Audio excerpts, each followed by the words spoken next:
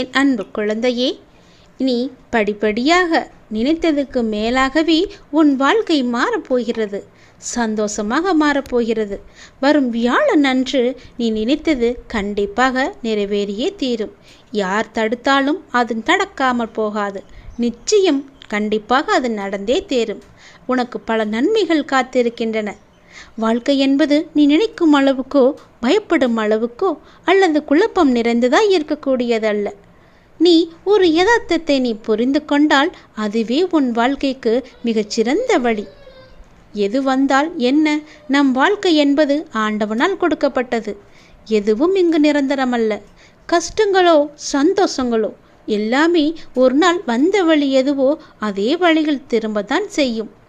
உன்னை எதிர்மறையாக்கும் எந்த ஒரு நிகழ்வுக்கும் நேர்மறையாய் மட்டுமே உன்னை வெளிப்படுத்தி காமி. உனக்குள்ளே தோன்றும் மன அமைதியும் தன்னம்பிக்கை